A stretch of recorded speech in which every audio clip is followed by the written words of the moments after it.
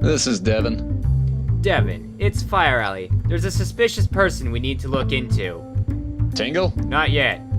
The Happy Mask Salesman. We'll get back to him. It's Malon, a recurring character in the Zelda series who lives on Malon Ranch with her father Talon. The Mushroom Kingdom has asked us to investigate this quickly and quietly.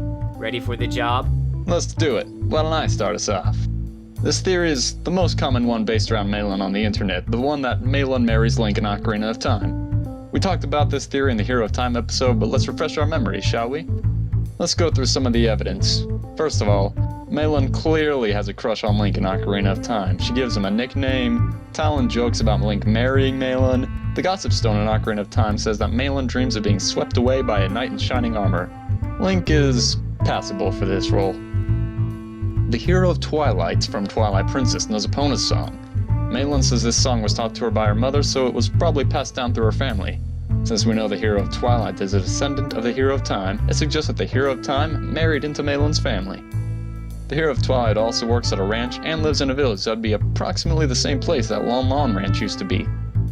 This theory seems fairly solid to me. There's no refuting evidence as far as I can see, and it makes sense in the context of Twilight Princess. What do you think? Malon must have had a sad life in the adult timeline then. Oh, I'm sure her life was terrible in the adult timeline, but need I remind you that it was Link who swept in and fixed everything? By the way, I'm looking through Malon's profile. I'm seeing some similarities between her and the Gerudo race. Red hair, affinity for horses. Do you think her mother could have been Gerudo? There's even an Easter egg in Ocarina of Time where if you talk to Talon wearing the Gerudo mask, he'll say he looks like his wife. Bruce also showed these similarities, but he was born well before there were any Gerudo, and he was a Hylian as well. Maybe instead of being directly related, they're long-lost cousins. After all, Talon says he's joking with the mask, so there has to be a partial truth, but it can't be a joke if it were a fact. Well, he doesn't outright say he's joking, but it is implied. I think it's also worth mentioning that Malon's Terminian counterpart, Romani, is quite handy with a bow.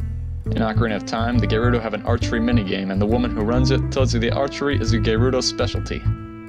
However, you never see a Gerudo holding a bow, much less actually shoot at you.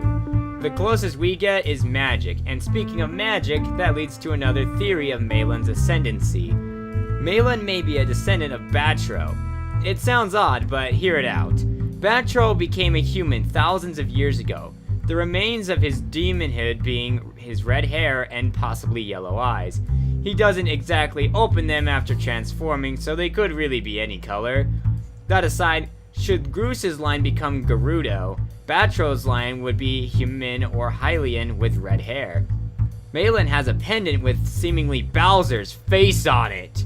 Bowser also has red hair and easily can be assumed to be demonic when witnessing his Gia Bowser form. This pendant may be an heirloom from the days Batro served Demise to remind himself why he cherishes human life. His lineage may also split into two lines, a demon and a human. The demon line could have Bowser one day arise from it and eventually lead to Chancellor Cole.